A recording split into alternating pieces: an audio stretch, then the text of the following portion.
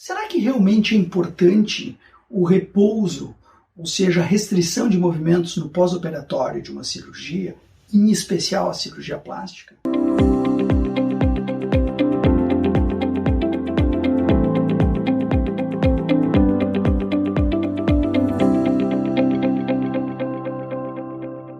Olá, sejam bem-vindos. Meu nome é Marcelo Zardo, eu sou cirurgião plástico e esse é o canal que nós temos para que eu possa transmitir a você dicas e informações importantes para que você tenha uma cirurgia plástica com mais segurança e qualidade. Hoje nós vamos falar sobre o repouso no pós-operatório, o quanto isso é importante, o quanto isso influencia ou não na sua recuperação, um bom resultado cirúrgico a longo prazo. A primeira coisa que nós temos que entender é que uma cirurgia ela é um ato de agressão, calculado, obviamente, mas é um ato de agressão ao organismo, ao corpo.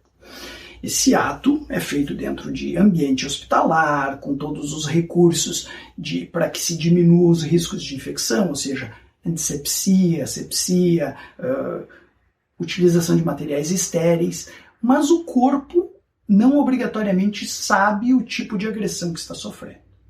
E frente a isso, existe uma reação a essa agressão, que chama-se processo de cicatrização. Esse processo de cicatrização é uma reação de forma a corrigir aquilo que a nossa cirurgia agrediu. Então vamos lá. Sempre que a gente tem um tecido que sofre algum tipo de lesão, seja ela ocasionada por um bisturi, por uma cânula de lipoaspiração, seja ela uma lesão que ocorre na rua, um machucado, um corte que você sofreu, ou muitas vezes até um estiramento muscular. Eu agora, para vocês terem uma ideia, estou exatamente me recuperando de uma lesão muscular no membro inferior. Fui dar uma corrida, forcei, ainda estava um pouco frio, não tinha feito o aquecimento adequado, rompeu um dos músculos da minha perna, que nós temos, que se chama gastrocnêmio. Se divide em duas partes, enfim, uma delas rompeu uma pequena porção e eu estou numa fase de recuperação. O que é essa fase de recuperação? É uma fase de cicatrização. Então, mesmo que eu não tenha um corte na minha perna externo, ou seja, na pele, não é algo visível, eu tenho uma lesão interna muscular. Quando a gente pensa em cirurgia plástica, e a imensa maioria das cirurgias plásticas, se não todas, elas são lesões não só na superfície, mas também internas. A cirurgia plástica tem como característica trabalhar na pele, no tecido subcutâneo, que a gente chama de gordura, e na musculatura. Basicamente é nessas estruturas que nós trabalhamos. E muitas vezes o paciente enxerga o ato de cicatrização tão somente como a cicatriz que ele visualiza, sem perceber que muitas vezes a cicatrização está ocorrendo em toda uma área que foi trabalhada, e não só onde você visualiza. Eu vou dar um exemplo para você. Imagine, por exemplo, uma colocação de uma prótese numa paciente que tem uma mama pequena, não tem flacidez nessa mama, então a escolha da técnica cirúrgica muitas vezes pode ser uma técnica cirúrgica das cirurgias mais simples e tranquilas de colocação de prótese, que é uma pequena incisão de 4 a 5 centímetros no próprio sulco mamário, na porção inferior da mama, uma pequena incisão, cria-se uma área de descolamento que, guardadas as características de cada paciente, pode ser em cima do músculo, embaixo do músculo, mas tem que se construir uma área onde essa prótese mamária vai entrar. E aí, então, se faz a sutura, ou seja, a costura, que a gente chama em cirurgia de síntese da cicatriz, se faz exatamente nesse pequeno cortezinho que nós fizemos no sulco mamário. Muito bem. Alguns pacientes imaginam que a cicatrização está ocorrendo só nessa pequena cicatriz que ele visualiza. Mas não. A cicatrização está ocorrendo ao redor de toda a prótese, em toda a porção interna da mama onde nós trabalhamos e criamos esse espaço para a colocação da prótese. É nesse sentido que, às vezes, eu fico até um pouco preocupado na forma como algumas cirurgias são divulgadas para vocês, como cirurgia plástica e recuperação em 24 horas. Vejam bem, nada no nosso organismo consegue ser reparado, sofrer um processo de cicatrização em 24 horas. Aqui é importante a gente talvez abrir um parênteses e falar rapidamente sobre um processo de cicatrização. Eu quero fazer um vídeo para vocês só sobre cicatriz. E aqui eu quero abrir um parênteses. Se você acha que esses nossos vídeos estão sendo relevantes, importantes, estão contribuindo com informações de qualidade para você, nos dê um retorno. Até para que isso sirva de estímulo para que a gente continue fazendo. Então, por favor, se você gostou, deixe um like, comente, pergunte, inscreva-se no nosso canal. Isso nos estimula a continuar trazendo informações para vocês, ou até, talvez, suspendendo isso. Ok? Então vamos lá. Eu vou fazer aqui um pequeno parênteses sobre cicatrização. O processo de cicatrização é rápido. Eu quero fazer um vídeo só sobre cicatriz. Tá? Mas o processo de cicatrização ele se divide basicamente em 3 fases. Existe uma fase que nós chamamos de inflamatória, uma segunda fase que a gente chama de proliferativa e uma terceira fase que a gente chama de remodelamento. Essas fases têm períodos que não são exatos, mas mais ou menos eles são muito semelhantes em todos os pacientes e são muito semelhantes em todos os tipos de lesão. A fase inflamatória é a primeira fase que ocorre. E essa fase por si só tem tendência a durar 3 a 4 dias. Então assim, a fase inflamatória é aquela onde o corpo recém sofreu a lesão e ele já começa a mandar para a área lesionada fatores, células que contribuem tanto para a limpeza dessa região, porque sempre que uma região ela sofre uma lesão, ela tem em alguma porção pequenas células que morrem. Se ela é feita abertamente, imaginem uma lesão na rua, você caiu e sem querer sofreu uma abrasão numa determinada parte do seu corpo em que parte da pele se rompeu. Aquilo ali juntam bactérias, sofre uma contaminação. E esses primeiros mediadores, essas primeiras células que são enviadas para lá, elas têm por característica fazer a limpeza dessa região. Então, assim, não vem ao caso, são neutrófilos, são macrófagos que são mandados para lá, mas são células que vão fazer essa limpeza, vão fazer... A primeira parte é uma coagulação, elas fecham os vasinhos sanguíneos que se romperam, os capilares, enfim, e criam uma fase de coagulação para que não sangre mais. Esse é o primeiro momento. Num segundo momento, o contrário acontece. Começa a sofrer uma vasodilatação dessa região para que esses neutrófilos, os macrófagos principalmente, consigam chegar nessa região e tirar restos celulares de lá, tirar eventuais bactérias que possam ter se juntado, ou seja, literalmente fazer uma limpeza da cicatriz. Essa vasodilatação faz com que líquidos extravasem, faz com que esse líquido se acumule ali. Então isso gera edema no local, gera aquela vermelhidão que você conhece. E toda essa fase é uma fase que a gente chama inflamatória. Essa fase inflamatória, ela dura até 4 dias. Então, eventualmente, dependendo do tipo de lesão, ela pode até durar mais, 5 dias. Então vamos lá. Só para que vocês vejam, não tem nem a primeira fase do processo de cicatrização se dá por completo em 24 horas. Imagine eu liberar você para a vida normal depois de 24 horas. Você pode voltar para a academia, você pode nadar. Não pode. Obviamente que não pode. A primeira fase, para vocês terem uma ideia, não existe força quase que nenhuma na sua cicatriz. Porque uma característica importante da cicatrização é vocês entenderem que a área que foi unida ali, que vai se encostar para que a cicatriz se forme, ela precisa criar força. Isso se dá através de, e a gente vai falar no momento apropriado, quando fizer esse vídeo sobre cicatrização, sobre a forma de colágeno, a organização do colágeno, os tipos de colágeno que entram, enfim, que formam essa fibrose, os fibroblastos, todos esses mediadores eu vou explicar para vocês como que funciona no vídeo de cicatrização. Mas isso é o que vai dar força a essa cicatriz. Isso é o que gradualmente cria um momento, cria uma resistência que essa cicatriz não se abra novamente. Muito bem, essa fase proliferativa de construção da cicatriz de uma forma totalmente desorganizada, essa fase proliferativa ela pode durar até 30 dias. E ainda assim nós não atingimos a força máxima, porque a força máxima só é atingida em 90 dias de pós-operatório, o que ainda está sendo uma fase proliferativa. Então veja bem,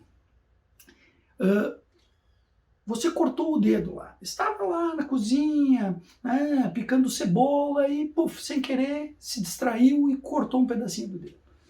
Aquele cortezinho de 1 centímetro, de meio centímetro, você sabe que incomoda você por uma semana. Fica dolorido, fica vermelho, lateja, não é? Como que eu posso colocar uma prótese em você, uma prótese mamária, olhar para você e dizer, em 24 horas você está liberada para tudo? Isso não existe em nenhuma cirurgia. Então, assim, essa é uma característica importante de você perceber que repouso no pós-operatório é fundamental. Porque a cicatrização, ela se dá quanto mais estável estiver essa cicatriz. E os seus movimentos, as suas atitudes no pós-operatório têm total influência se essa cicatriz vai ficar o mais estável possível ou não. E isso funciona para qualquer cirurgia plástica, ou eu diria mais, qualquer cirurgia. Se a cirurgia é traumatológica, aquela parte óssea tem que estar estável. Que ocorra o calo ósseo para que a porção óssea fique compacta, tenha rigidez e possa sustentar a sua estrutura corporal. Se você está tirando uma vesícula, isso acontece lá dentro, onde os vasos sanguíneos foram cortados e interrompidos, onde a vesícula foi retirada do fígado. Também tem que ter esse cuidado de não fazer esforços. As porções que foram, os pequenos cortezinhos que permitiram com que um videolaparoscopia entrasse lá dentro do seu abdômen e permitisse operar lá dentro, esses portaizinhos, essas áreas operadas, elas também precisam cicatrizar de forma adequada, porque você não tem uma hérnia no pós-operatório, porque você não tem uma cicatriz inestética alargada. Então aqui, na cirurgia plástica, a estabilidade da cicatriz ela é fundamental. Então, assim, o repouso não significa, e isso é uma coisa importante, que a gente vai pegar o paciente no pós-operatório, colocar ele numa cama e ele não pode se mexer. Isso nem desejável é, sobre hipótese alguma. Agora, operou as mamas, é importante ter uma restrição de movimento de braços. Não que você tenha que ficar com eles totalmente parados, mas a amplitude dos movimentos e a velocidade dos movimentos tem que ser controlado. Fez uma cirurgia de orelhas em abano, não pode jogar vôlei no pós-operatório, né? E correr o risco de tomar uma bolada na orelha e aquilo movimentar com toda a cirurgia. Ou não pode ir para academia e fazer um grande esforço. Até porque eu quero que você entenda uma característica interessante com relação aos exercícios e aos movimentos. Sempre que a gente faz um exercício um pouquinho mais intenso do que o nosso repouso normal, eu aqui estou sentado na cadeira, estou em repouso, tranquilo. Imagine que eu estou com uma determinada pressão arterial e uma determinada frequência cardíaca. Então vamos tomar por base que a minha frequência cardíaca aqui está em torno de 60 batimentos por minuto e que eu estou com uma pressão arterial de 110 por 60. 110 por 60 milímetros de mercúrio, uma ótima pressão, bem tranquilo, muito bem. Se eu saio daqui e subo um andar, caminhando relativamente rápido, a passos largos, de 2 em 2 degraus, um andar só, subir. Eu nem chego a perceber, mas se eu aferir a minha medida de pressão sanguínea e a minha frequência cardíaca no andar de cima, ou seja, eu medir a minha frequência, eu vou perceber que ela saiu dos 60 e vamos lá, ela está em 80. Não parece muita coisa. Não parece uma mudança muito significativa. 80 batimentos cardíacos, ninguém nem percebe-se taquicárdico, até porque não é uma frequência que a gente chama de taquicardia. Mas percebam uma coisa, sair de 60 e ir a 80 é mais do que 30% de aumento na frequência cardíaca.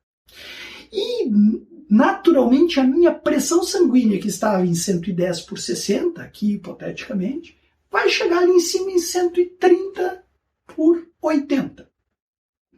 Eu também não percebo essa pressão alta, que também não é uma pressão alta, ela só sofreu um pequeno aumento, mas esse pequeno aumento é da ordem aí de pelo menos mais uns 20% na nossa pressão. Bom, na prática, o que isso significa? Significa que só no fato de eu subir um andar relativamente rápido, a passos um pouquinho mais largos e um pouquinho mais rápido, eles aumentaram a minha frequência cardíaca e aumentaram a minha pressão arterial. Na prática, é o meu coração batendo com mais força, força é a pressão, força, ele bate com mais força, e ainda mais rápido é a frequência. Os líquidos no corpo vão se propagar proporcionalmente a esse aumento de pressão e de frequência. Ou seja, o meu sangue vai ser bombeado para toda a periferia com mais força e mais velocidade. Essa força e essa velocidade vão entrar em todas as áreas do corpo e elas, na mesma proporção, precisam voltar, porque é uma circulação completa, fechada. Então o sangue vai pelas artérias e volta pelas veias para trazer o coração. Então aquele que está na veia é bombeado para trazer, para voltar, e aquele que está indo é bombeado para chegar na periferia do corpo. Quando você tem uma área operada, a artéria joga esse sangue para dentro dessa área operada na mesma força e velocidade que para todas as outras áreas. Mas essa porção do seu corpo, esse órgão do corpo que está operado não tem a capacidade de conseguir drenar esse sangue de volta na mesma força e velocidade que ele entrou. Então, enquanto que lá na minha perna que não está operada, ele foi e conseguiu voltar, ou seja, ele fez a circulação, o que estava na veia voltou, o que estava na artéria foi, e essa circulação se completou, mais ou menos uma mesma velocidade, na minha área operada, um abdômen, existe um certo acúmulo. Esse acúmulo, essa diferença de velocidade, faz com que parte desse líquido extravase para fora do vaso sanguíneo. Isso é o que a gente chama de edema. E esse edema, que é o inchaço, ele força os tecidos, causa um pouco mais de dor, ele corre o risco de causar um pequeno esgaçamento na sua cicatriz. Essa cicatriz pode sofrer um alargamento, é assim que muitas vezes, sem perceber, ao longo do tempo, depois uma cicatriz que era para ficar fininha, ficou larga. Por quê? Porque muitas vezes a pessoa sequer percebeu que ela cometeu algum ato em que acelerou a sua frequência, em que aumentou a sua pressão, em que aquilo ali gerou um pouco mais de inchaço na área operada, e aquilo contribuiu para um microesgaçamento. Sempre que sofre um microesgaçamento a sua cicatriz, o corpo vai lá e repara, criando mais cicatriz. E mais um pouquinho de desgastamento e mais cicatriz. E é assim que a gente acaba com uma cicatriz larga. Então, o repouso é fundamental. Claro que ele tem características diretamente proporcionais ao tamanho da cirurgia e à área operada. Óbvio que se você fez uma cirurgia de pálpebras, você não tem restrição de movimentos dos braços, mas você tem a restrição de movimentos de exercícios que aumentem a sua frequência e aumentem a sua pressão arterial. Então, mesmo quem operou pálpebra não pode voltar para a academia com 30 dias. Ou melhor, não pode voltar para a academia antes de 30 dias. Por quê? Porque ainda assim o sangue vai entrar nessa área com mais força e mais velocidade, vai extravasar em edema e não vai conseguir sair na mesma força e na mesma velocidade. Por quê? Porque aquela área foi operada. Então, mesmo quem fez pálpebras, antes de 30 dias, não deve voltar para academia, para musculação, para ginástica, para situações em que fique exposto a uma quantidade de calor excessiva. Então, esses cuidados no pós-operatório são fundamentais para que você tenha uma boa cicatrização. Então, nesse sentido, a restrição de movimentos proporcional a cada área operada, ela sim é muito importante. E não existe cirurgia que você vai recuperar em 24 horas. Isso é um ponto que tem que ficar muito marcado para que você tenha o cuidado necessário.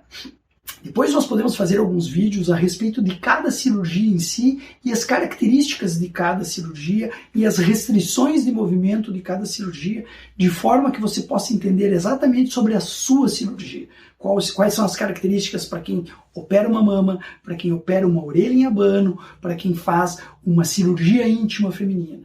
Ou seja, cada uma dessas cirurgias ela tem características adequadas de repouso, ou de evitar o uso daquele órgão dos braços, por exemplo, relacionados à mama, ou com relação às relações sexuais relacionadas à cirurgia íntima. Então, cada cirurgia tem as suas características e as suas orientações específicas a elas. E isso a gente pode conversar. Mas, de uma forma geral, o que eu queria era que vocês tivessem esse entendimento de que o repouso no pós-operatório ele é fundamental. O repouso da área operada é fundamental para a recuperação.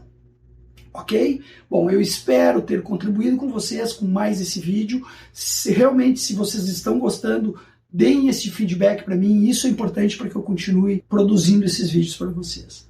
Nos vemos no nosso próximo vídeo. Até logo!